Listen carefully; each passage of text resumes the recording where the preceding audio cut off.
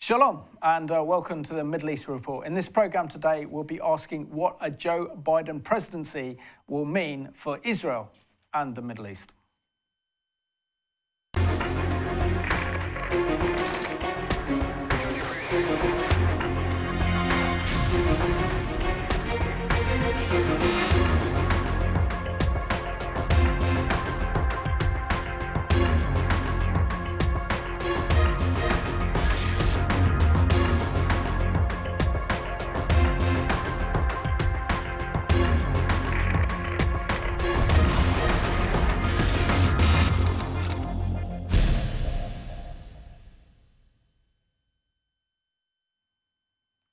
Warm welcome to today's programme. I have two special guests, one from Essex, the other one from Cambridgeshire.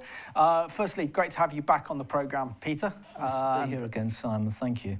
You're welcome. And also Martin Cohen, who did a great job a couple of months ago on the Middle East Report and very popular with the viewers. Both of you are very popular viewers, so that's why I thought to invite you both back. So I'll start off with you, Peter. I mean, we've seen dramatic events occur in the Middle East over the last few weeks and months, and now it looks very likely that Joe Biden's going to be America's 46th president. In your opinion, what do you think a Biden presidency will mean for Israel and the Middle East? This depends very much on how influenced Biden is by the left wing of the Democratic Party. As we know, in the Obama administration, towards the end of the life of that administration, Obama and his Secretary of State, John Kerry, for reasons that are bewildering to almost every political commentator globally, came to facilitate Iranian terrorism. They gave them billions of dollars and came down quite hard on the pro-Israel ranks and very easy on the pro-Iranian political wing. So will Biden be influenced by where Obama and Kerry left off, or will, given what Donald Trump has achieved in the last 4 years in the Middle East, take a more pragmatic view and continue on the path that Donald Trump has pursued, albeit with some, let's say, more diplomatic reaching out to the totalitarian theocracy. So no one knows how it's going to play out. That will be determined on how far Biden is influenced by the left of the Democratic Party. Absolutely. And good to have you back on the programme, Martin. Martin, what were your thoughts on the man himself, Joe Biden? I think he's the oldest American president in history at the age of 78. And yet he's now the person in charge. So what are your thoughts on Joe Biden? Well, thank you for inviting me back again. Simon, is very good of you. At the age of 78, one would have assumed that he would have built up enough intelligence and feelings about the real world outside. He's just 1 year younger than I am. And I don't believe for one moment he's actually anti-Israel per se, but he doesn't have an affection for Israel. And he was under the thumb of President Obama, without a doubt. And I'm personally quite fearful, not just for Israel and the Middle East as a whole, and other issues as well, but even for the United States, because he has a huge club behind him, the Squad, with, for example, Alexandria Ocasio-Cortez. She and the Squad of the Muslim people in Congress, they are pushing continually the usual filthy, vile lies about Jews and Israel, and I fail to understand why the leader of the Democratic Party, for example, Nancy Pelosi, as well as others, have never come out to criticise and demand an explanation of how these people can speak that way, the way they do. because they don't seem to have race laws as we have in the UK. In America, I believe it's part of the Constitution that they can say whatever they like, that's their right. But there must be responsibility as well, and there's none shown. And I honestly believe that under Biden, the American economy will greatly suffer. I believe the military will suffer. And I really don't believe for one moment that after the next 4 years, the Democrats will be voting into power again, because I think they're going to ruin America. We've seen what's been going on in places like Oregon, in California, with the riots and everything, and they blame Trump for all this. But the people who are behind it all, Black Lives Matter, Antifa, Cannon and so on, they're just allowed to run riot. And the governors, the mayors who are Democrats in that area, they do nothing about it, except to tell the church and the synagogue, you mustn't open your gates anymore to have prayers. But they still allow these things to go on. I believe he will be a very, very poor president because of the people behind him. That's an interesting perspective, so thank you for bringing that one. And talking about President Trump's track record when it comes to the Middle East, surprisingly, he's got an incredible track record, hasn't he? He's building up the key allies in the Middle East, such as Israel, Saudi Arabia, the Gulf states, Jordan and Egypt, together with bringing peace to the region, containing Iran, and defeating ISIS. He's got a track record to be proud of.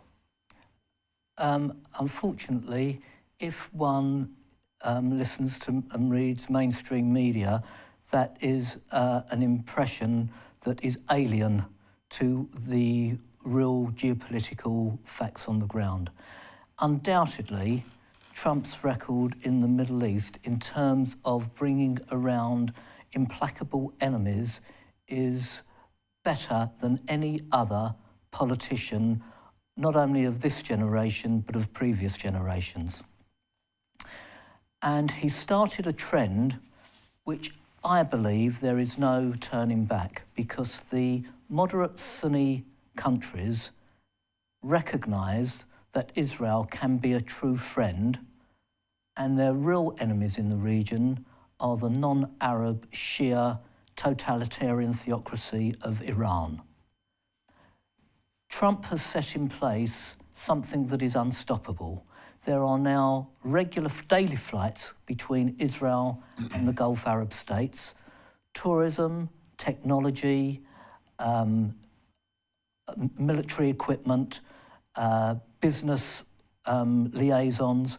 This is a trend that is not going to stop and probably will continue. And we've spoken about this before. Saudi will definitely be the next Gulf state to follow this trend. The reason she hasn't been able to do so as quickly as the smaller Gulf nations is quite simple. Saudi, for decades, has created a negative story about Israel and the Jewish people. And she has to change that story over a period of time. It was quite easy for the United Arab Emirates and Bahrain to do it. In Saudi, it's taking a bit longer. But virtually every day, when I speak to my fellow political activists in the Middle East globally, every day in the Saudi press will be another positive story about Israel, and actually quite maybe unsurprisingly, a negative one about Palestinians. So going back to your question, Trump started this trend.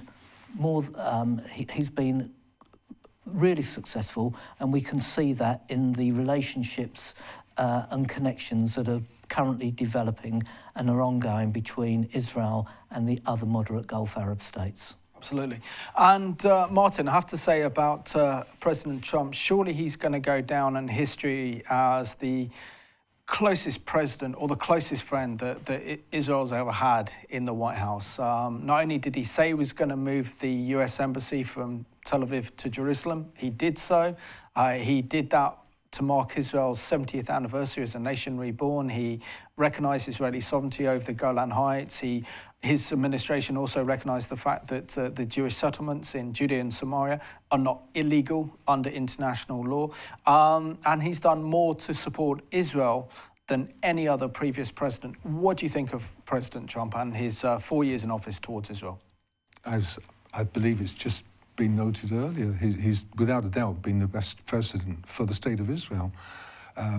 But I don't believe it's just for the sake of Israel. I believe he's looked at it realistically as to how to regain some sort of control within the Middle East, because at the moment we have Russia putting forward their agenda, Iran's putting through their agenda, Turkey's putting through their agenda, and I hasten to add, not just China, but even North Korea. Because when we look at North Korea, they've been behind the nuclear reactor in Iraq, which was destroyed ordered by Begin.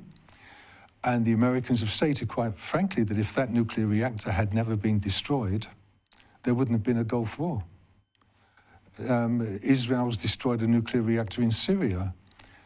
So I believe under Biden, I just believe that he will not have the same authority that Trump has had. And that, unfortunately, I believe there will be something going on sooner or later with the nuclear reactors in Iran. At least Trump has tried to put an end to the war that's ongoing as best as he can. But of course, he needs the help of the other countries who are also involved. The EU, they have no time for him. They don't like Trump. He's everything they're against. The United Kingdom, we've seen in the national news media, there have been vile comments about him. And I honestly believe that he lost the election in that respect because people were judging him by his character, by his personality, and not by what his achievements have been. And his achievements, if people have ever been to the Golan Heights, been up there to look down, not for nothing did the children down in those kibbutzim and moshavim and the towns and villages, they had to sleep in shelters because they hardly stopped bombarding Israeli settlements from the Golan Heights. Israel cannot give up those Golan Heights. It's an issue for state security. For Jerusalem, he's open, as you've said, Simon, the embassy is now relocated there. Kamala Harris and her followers have been saying now that they're going to open a consulate in East Jerusalem, which is more or less taking away the idea that Israel can control Jerusalem. And there's so much that he's been doing that should have been done before. Unfortunately, now we have these failed experts who are forcing their agenda out of their lack of compassion, and I just wonder if they believe that everybody is as crazy as they are. We'll have to find out, I think, on that one, Martin. And Peter, I mean, I think what was so symbolic was the fact that President Trump's first foreign visit as US president back in May of 2017 was to visit Saudi Arabia, to visit Israel and the Palestinian Authority, which really put the stall of his presidency out. That he was going to support America's traditional allies in the Middle East, not like his predecessor, President Obama, who supported the Iranian regime and centered American foreign policy towards the region to support the Iranians because he felt that the Iranians were the strongest and most stable player in the Middle East, despite the security threats that are posed to Israel. But here was Trump saying, I'm going to support the Saudis, I'm going to support the moderate Sunni Arab states, and I'm supporting Israel. What message do you think that sent out to the Saudis and the rest of the Middle East? Quite a dramatic one. And I think for the first time in the last, let's be realistic, 6 decades, the Palestinian-Israeli issue is not the top priority of the moderate Sunni Arab states. By far, Iran is. Now, even within those countries that historically have been rabidly pro-Palestinian, not because they love the Palestinians so much, but because of their hatred for Israel, the Jewish state, and Zionism. But even within those countries, there is a feeling, because of certain events, that the Palestinians are beginning to lose stock as well. Let's take Lebanon, for example. Because of that huge explosion that we witnessed a couple of months ago and the outpouring of dissent from ordinary Lebanese, Hezbollah's stock is probably at its lowest that it has been for decades. Lebanon is not interested in total support for the Palestinians as being top of the agenda. The Lebanese have reacted in that way. What we don't see so much is the internal dissent going on in Iran. But what we do know, Simon, is given the devastating earthquakes that have happened recently, even the locust plague, still 26 out of 31 provinces within Iran are not functioning. There is a COVID outbreak. What we see are the official statistics. But when one delves into them and speaks to members of the Iranian opposition and other Middle East commentators, we can see that COVID has had a dramatic effect on what was already a failing Iranian economy. The Iranian rial has plummeted. I think it's nearly somewhere between 250,000 and 300,000 to the dollar, whereas the official rate is still something about 43,000. I believe that the internal dissent within Lebanon and Iran is going to be a determining factor in what goes on in the Middle East. And even if the Biden administration carry on from where the Obama administration left off, if the opposition within Lebanon and Iran is as strong as we believe it is, and if we pray to God that they eventually topple those theocracies, then I think those countries will ensure that those US politicians that supported their previous leaders will pay a price for that. Yep, let's hope so. Martin, just finally on President Trump. What does it mean? You're both Jewish and you're both proud to be Jewish, which is very, very important to have that. But when it comes to President Trump, for example, him recognising Israeli sovereignty over the eternal city of the Jewish people and the nation of Israel, Jerusalem, and to actually move the embassy there, what does that mean to you? Everything, Simon. It's been long overdue. I think every president has promised that it will happen and never did, because they've just been so frightened of the Islamic revolution and rebellions against Western democracy. And there is a certain fear. But he seems to have shown that he has the courage to put decency to the forefront. And the promise is a promise which should be guaranteed. And he was the only one to do this. So far as we're looking at Jerusalem, the new city, but then we have the old city, which is actually called East Jerusalem, because it's political.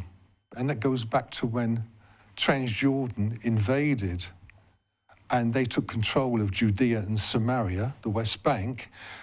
So that's the reason why they call it the West Bank, because the rump of the country was the East Bank, but that's all it means. To me as a Jew, we have Judea and Samaria and Jerusalem, the city of peace, but it's not.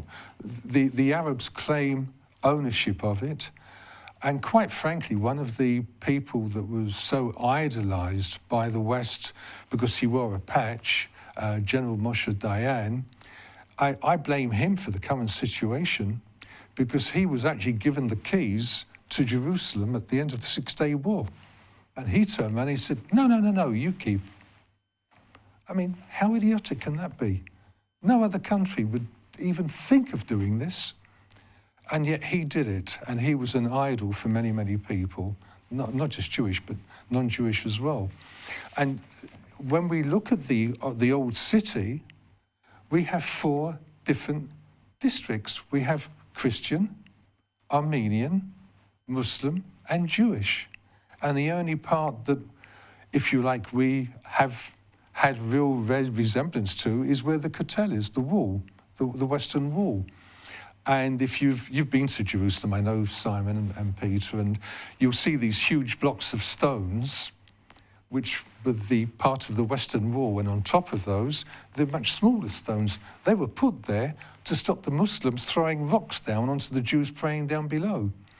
And now we have it back that we can control our own destiny. Even under the Mandate, the British military would not allow the blowing of the shofar at Yom Kippur.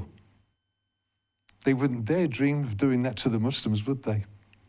Saying you're not allowed to have the loudspeaker working. So for me as a Jew, we have control of it.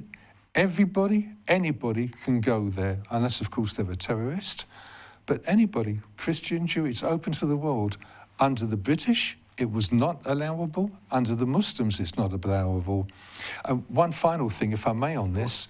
There's been a Saudi lawyer who's confirmed that the Al-Aqsa Mosque was not actually in Jerusalem. It was actually on the west coast of Arabia. Because when they say that Muhammad took his trusty steed and rode up to heaven, it was from the furthest place within Islam. Well, Islam didn't control Jerusalem. That was under Christianity. Therefore, that is not the original. It's just their habit of taking everything over, whether it's Christian. We look at now what is the mosque now in Turkey, in Istanbul. I mean, you know, they've made that a mosque, and they take over absolutely everything. We can't go into Hebron. If you want to go to some of the tombs of the patriarchs, matriarchs, you need armed escort. That's the contempt they have for us as Jews. And no way would that be allowed to continue. No way. So we can see President Trump's done a lot. I know that Peter would probably like to do a programme on that, but that's for another day. Peter, what do you make of the fact that as of the recording of this programme, there are big legal battles taking place in the States, but at the moment it would seem that Joe Biden has that political momentum and looks likely he'll be sworn in as America's 46th president on the 20th of January. What kind of president do you think he will be towards Israel, knowing that when he was vice president under the Obama administration, that was a very hostile administration towards Israel? Yeah, I've got to revert back to what I said at the opening, Simon. I think Biden will not be the kind of dynamic leader that previous American presidents have been. I think he is probably going to be a puppet of the left. Now, if the left of the Democratic Party have the major influence, that clearly is a bad sign for Israel. The only good signs for Israel in that case would be the fact that the Democrats don't have control of the Senate nor of the Supreme Court. So there's those kind of obstacles that will be in Biden's way. If, however, the more right wing of the Democratic Party can counter the influence of the left, then I think that Israel will not be in too bad a position, because the influence that the left wing could have will clearly be a wasted 4 years. What I don't think will happen, Simon, is that the gains that the Trump administration have made in the Middle East will be completely reversed. The momentum is too powerful for it to be stopped in its tracks. And I think that the Arab states that do still have influence with the US administration will ensure that's coming. The other dynamic that is quite interesting is this. I think we've spoken about this before in previous programmes, but the one thing that I find fascinating is the role that the Iranians have had in Syria and the way the Russians have controlled that role. And if I may progress that for a minute. To me, I've always thought that the Iranians have been useful idiots to the Russians in Syria, doing all their dirty work, committing militias, committing troops, and no end of finance as well. And yet, Putin has allowed Israel, to my reckoning, in the last 4 years, on no less than 60 occasions, to bomb either Hezbollah or Iranian militias within Syria. Now, clearly, that indicates to me that Russia want to put a bit of a hold on the Iranian influence within that region. And Syria is now a basket case. And we've even heard recently that there have been diplomatic negotiations going on between the Syrians and the Israelis. Obviously, this won't be reported in mainstream media, but nevertheless, they have taken place. And more recently, since Biden looks like becoming the president. It's not a done deal yet, but I think our assumption is that any legal challenges that are going to be made by Trump are going to fail and Biden will be the new US president. So again, I have to revert back to what I said previously.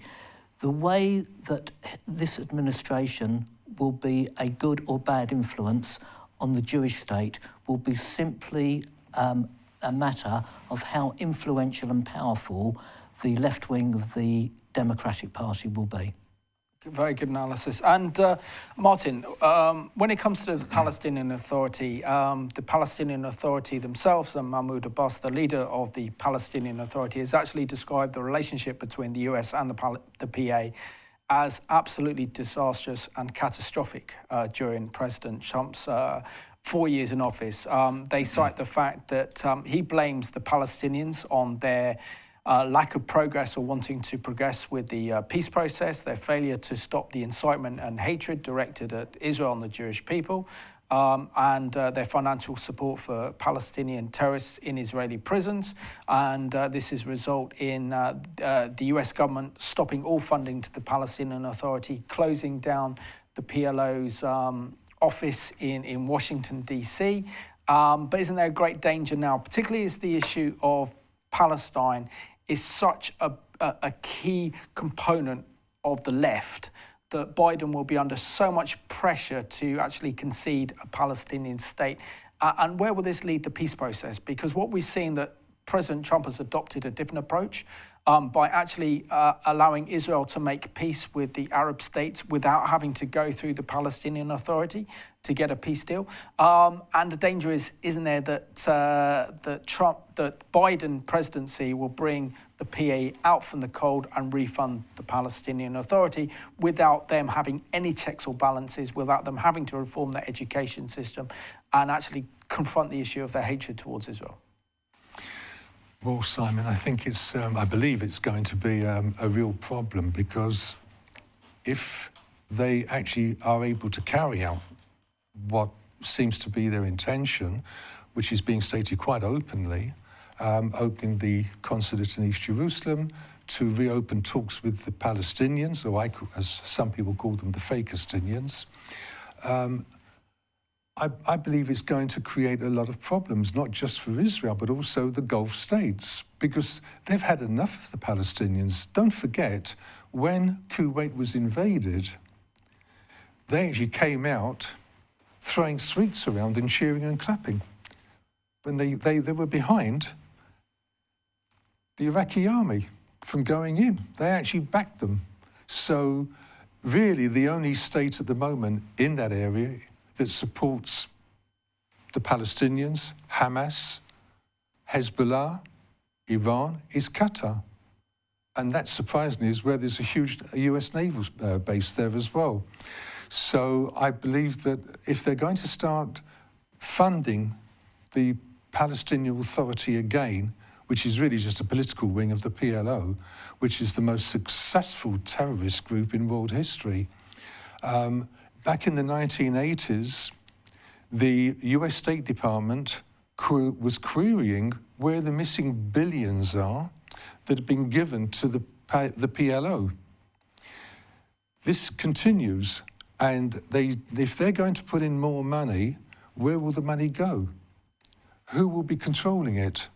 Because we know that Arafat's widow, Suha, who was Catholic, but she converted on the day she married Arafat to become a Muslim, she was granted a stipend of $16 million a year to remain on Malta and never to discuss Yasser Arafat, which she did, and I believe it's just been recently that she's actually left Malta. I'm assuming she has enough money to live on now.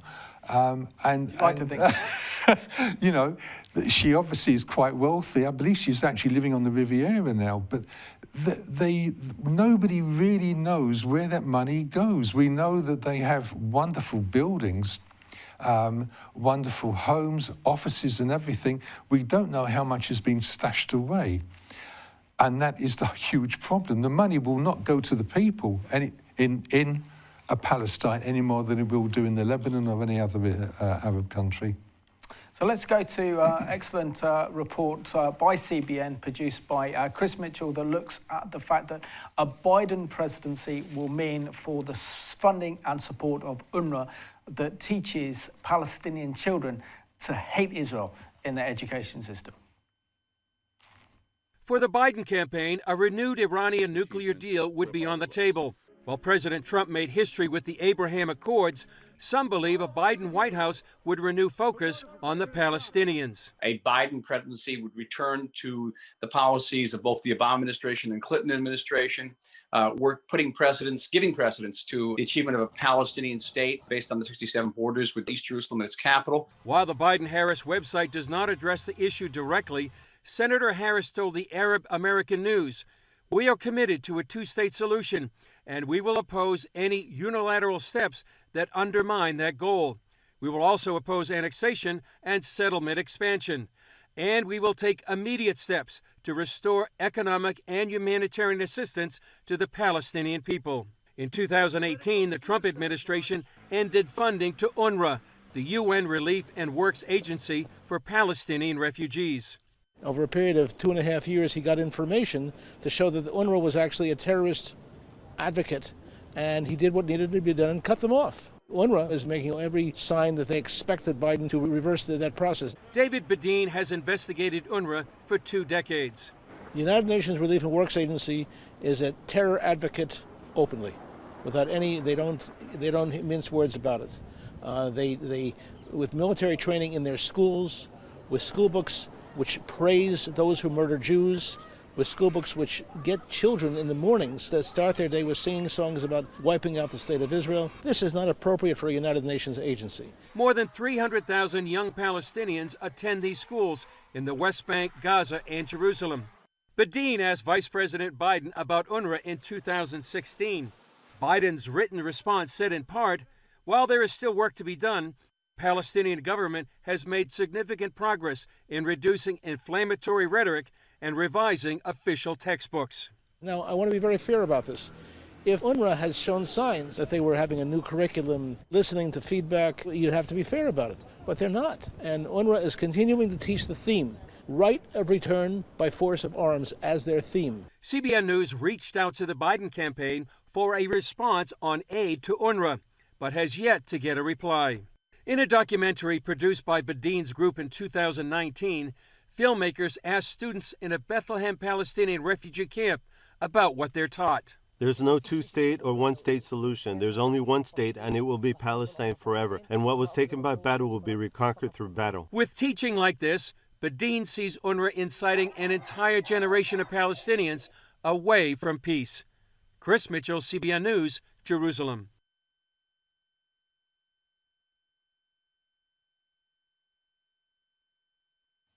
Excellent report there by Chris Mitchell of CBN, and you can watch Jerusalem Dateline here on Revelation TV. And one of the big components, if there's ever going to be peace between Israel and the Palestinian Authority, is to ensure that the incitement and hatred in the Palestinian education system and its media stops. And this has got to be a key component to any moves towards peace between Israel and the Palestinian Authority.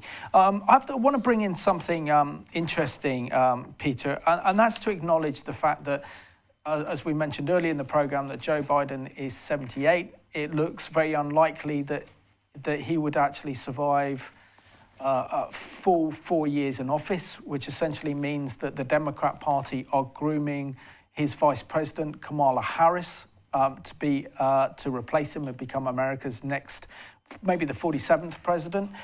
We don't know if that would be 6 months, a year, or 3 years' time, but we certainly know that that is the plan of the Democrat Party, and this is what she has written in an Arab American publication where she was interviewed, because she represents the extreme left of the Democrat Party, that she pledged that she would work against the Israeli communities in Judea and Samaria, block any moves to implement Israeli sovereignty over those territories, and that she said she would reopen the US consulate in Jerusalem to serve the PLO independently against the US embassy in Jerusalem, and promising US aid to the Palestinian Authority and even to Hamas in Gaza. How dangerous would those actions be, do you think, for Israeli security? If they're implemented, clearly they would be extremely dangerous. So one has to differentiate between what a politician says to appeal to her voter base and what he or she actually does when they're in office. Again, I reiterate, if all those actions were implemented, that would be extremely dangerous. What I think most of your viewers, and indeed all the three of us, find bewildering is the amount of support American Jewish voters gave to Biden's presidency. It's bewildering, almost to the point of nauseating, and one finds difficulty in explaining it, whether domestic issues were more influential in their voting patterns than the Israel issue.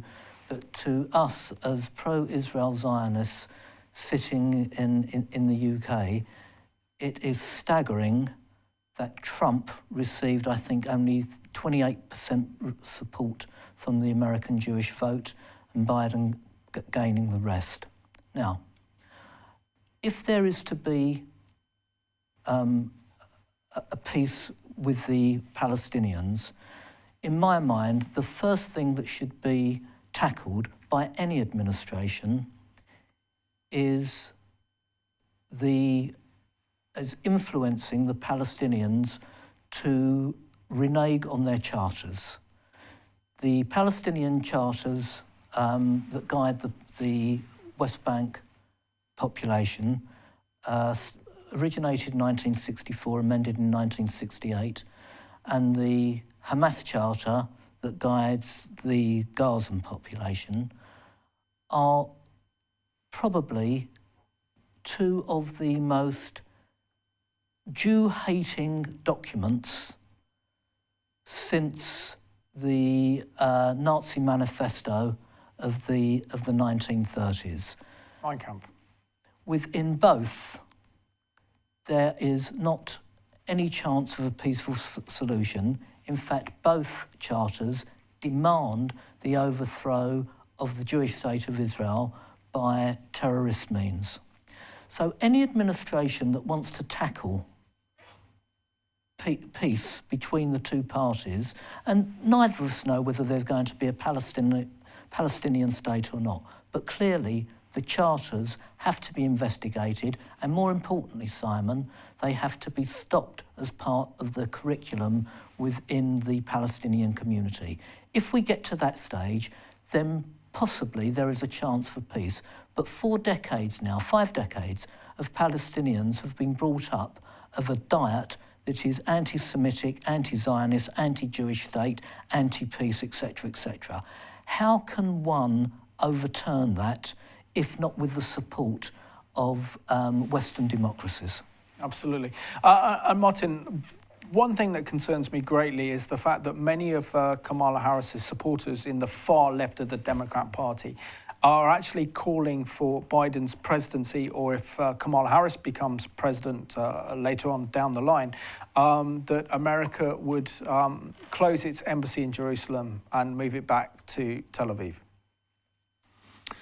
I think it would be a really bad situation for Israel. I think as well, I believe it's going to harm the peace process with the other states. And it's quite obvious that Kamala Harris is going to be the president in waiting. The Palestinians there with their charter, there are 33 articles, and number 2 states that Palestine must be within the boundaries it was during the British Mandate, which means the whole of the land between the Mediterranean and the River Jordan. And that's the reason why their rallying cry, we hear so often and see so often on television, is from the river to the sea, Palestine will be free. It's actually in their charter. It's charter number 2 out of the 33. So that's something I just feel sorry, Peter, but I just and that's incitement to genocide. Let's not forget that. Also want to know your comments on this when it comes to Saudi Arabia. This is Kamala Harris in a recent interview with an Arab American newspaper called Dearborn. And this is what she's quoted as saying. She said on Saudi Arabia, she said, instead of standing by as the government of Saudi Arabia pursues disastrous, dangerous policies, including the ongoing war in Lebanon, we will reassess the US relationship with Saudi Arabia and end support for the Saudi-led war in Yemen. In other words, she's saying that the US will support the Iranian Houthis proxies in its war against Saudi Arabia. So what does this say about the prospects of Kamala Harris' foreign policy towards the Middle East? She already has very strong views. Well, again, I reiterate what a politician says to her, let's say, investor base and what she does when she gets into office are two completely separate things. Let's not forget that the Saudis would not have been involved in any war in Yemen if it wasn't for the fact that the Iranian-backed the Houthis who wanted to take over the country. And again, Yemen is a disaster zone at the moment. So I don't think Kamala is going to actually be able to pursue the policies she eloquently stated to Dearborn magazine, because there's too much at stake here. The Saudis are definitely Western allies and the Iranians are not. Absolutely. So down to the last 12 minutes of the programme, and I have to really discuss the biggest issue in the programme, and that's the Iranian regime. Martin, what do you make of many news reports coming out of the Democrat camp, certainly out of Biden's camp, that he will want to reintroduce the Iran deal that President Trump cancelled back in 2017? I think it's going to be a disaster. By stating their wish to do this, that means they're going to probably give Iran another $150 billion, because that's what Obama did. They messed around with the banking system, the government under Obama, to make sure that the Iranians could trade. And really, I know, for example, that there's been an American, I'm going to have to read this out, I'm sorry, my memory's not as good as it was. But 5 days before Obama and Biden announced their Iran deal, by handing Iran $150 billion, the nominated chairman of the US Joint Chiefs of Staff, General Joseph S. Dunford Jr., United States Marine Corps, in open session, publicly testified that the Pentagon had confirmed Iran had murdered a minimum of 500 US soldiers in Iraq with their IEDs. Both President and VP and John F. Kerry were aware that, in fact, each soldier was worth $300 million of that aid given to Iran. And I believe they're just crooked. So far, in my opinion, I like to quote the late Harry S. Truman when he said, "Show me a man that gets rich by being a politician and I'll show you a crook." And how right he was. Absolutely, I could apply to a lot of politicians, sadly, in these days. And Peter, we've seen that one of the most successful policies that President Trump has implemented in the Middle East has been his ability to curtail Iranian nuclear ambitions, Iran's terrorism ambitions in the region, to the extent that the likes of Hamas and Hezbollah, both genocidal terrorist organisations backed up by the Iranian regime, are having to introduce austerity cuts and funding. And to know that what we see is that had Trump won a second term, that was very, very likely the Iranian regime would have collapsed during his second term. And now it looks like that Biden may give the Iranian regime a lifeline. And this is a major point of concern for Israel and also the Arab states. Do you think there's any way of containing Joe Biden and his policies towards Iran if he decides to implement those policies of his predecessor, Obama? Yes, I do. But the dissent and the opposition is going to come from the internal opposition within Iran itself. Now, all is not lost here, Simon. The sanctions that have been imposed on Iran have had a devastating effect on what was already a weakening economy. But because of natural disasters within the country, because of COVID, we can see, and because we know that there has been a huge amount of internal dissent which has been put down with brute force, we know that there is an undercurrent of opposition that eventually will have its day. And a sign of weakness of any totalitarian regime is when it has to appeal to its lowest base. And we can see from the statements coming out of Iran, the vile anti-Semitism coming out from the mullahs who are appealing to the lowest form of the extreme Islamism, to me is a sign of weakness. So I don't think, irrespective of what Biden does, I think that irrespective of what Biden does, there is a groundswell and a growing groundswell of internal dissent within Iran that eventually will hopefully topple the Iranian regime. And if that does happen, that those opposition groups will not remember too kindly those Western politicians who have treated their punishers so leniently.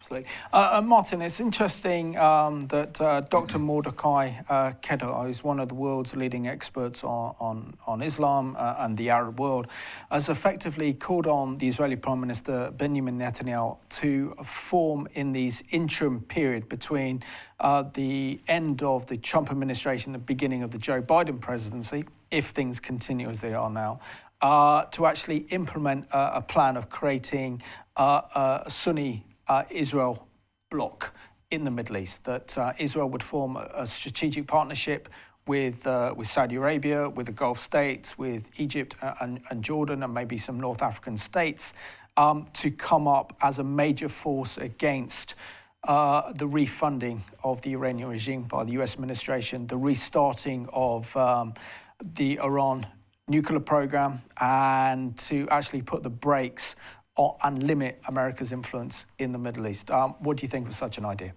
I think it's absolutely brilliant. I really do, and I really hope that those words will come to fruition. And let's not forget, by the way, that at this very moment, Iran possesses missiles that are capable of reaching Central Europe.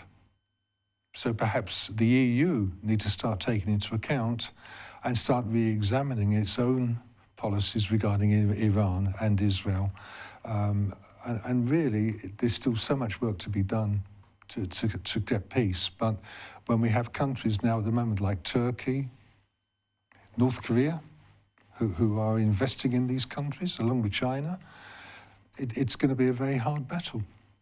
And Peter, we know that the Western world wants a Joe Biden presidency, but on the whole, most of those moderate forces in the Middle East don't. That's why the United Arab Emirates and the Bahrainis came out and wanted a peace treaty with Israel to help boost President Trump's re-election chances. So there is a clear indication that the moderate forces in the Middle East are extremely unhappy with the prospect of a Joe Biden presidency.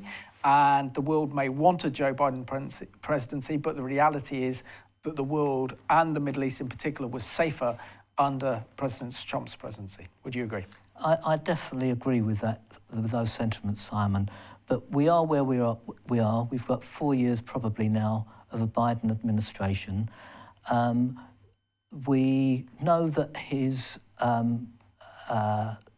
concerns about the Middle East are are probably more pragmatic than perhaps even the biggest doubters should be are aware of. So I don't think he's going to act too hastily, although we probably will see some diplomatic moves to bring Iran into the fold. Most of us think that that would be disastrous. We think if Iran are going to be brought back into the fold, then they should start getting the terrorist organisations in the Middle East that they're supporting back within Iranian soil. So we'll see how the first couple of months play out. I would love, along with Martin, to be back here in, let's say, 3 or 4 months' time to discuss exactly the same situation then as to what we think is going to happen now. That's a good idea. It's a good programme idea. We'll definitely do that. Martin, we only got about 3 minutes left of the programme. Now, just supposing we take the worst case scenario, and that is that Joe Biden doesn't remain in office for very long. Kamala Harris's vice president becomes president, backed up by the most extreme left-wing element of the Democratic Party, starts to pursue some really anti-Israel policies, and we start to see a real breakdown of the special relationship between the United States and Israel, and we find that Israel's in a very difficult situation in the world. What role do you think Christians can play during this period to strengthen and advocate for Israel and the Jewish people? Israel has been in this position many times with administrations which have shown real hostility. So this is nothing new, and Israel still survives and will continue to survive.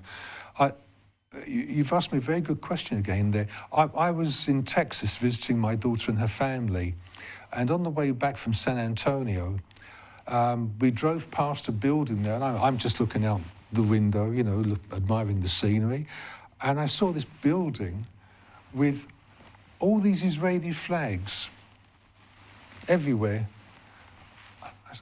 That's not a synagogue, is it? No, we don't think so. There wouldn't be a synagogue out here in the middle of nowhere, more or less. And it was actually a church. And they're showing support for Israel and the Jewish people. Now, I'm not going to suggest for a minute that the church here might do it, because the church might be vandalised and they'll be tearing the walls down. But certainly I believe they could put signs up to say that we fully support Israel and Israeli sovereignty. And again, as I said, when I came the very first time, if people, once this COVID virus is over, if people can then go to contact Jewish people, ask questions, go to the synagogue. I wouldn't recommend an Orthodox one, because most of the service would be in Hebrew, virtually all the services in Hebrew, but at least the Reformed Liberal would be in English and Hebrew. And people there would be explaining to them, and it would give a closer connection, because obviously it's also a case for a Christian to know how Jesus would have been praying as well. Martin, Peter, thank you so much for being my guest on today's Middle East Report. You've done a great job, and we'll have to have you back in the next 3 months to see how things pan out if President Biden is elected as America's 46th president. And I want to thank you for watching today's programme. This programme is based upon speculation on the prospect of what Joe Biden presidency might look towards Israel and the Middle East. But it's certain that one thing we do need to do, and that is to continue to pray for Israel, continue to pray for the Jewish people, but also to thank President Trump and his administration for being such strong supporters of Israel and the Jewish people, because no other US president has actually moved the embassy from Tel Aviv to Jerusalem, and no other administration has been such a great friend to Israel, and we need to acknowledge that. So I want to thank you for watching today's Middle East Report.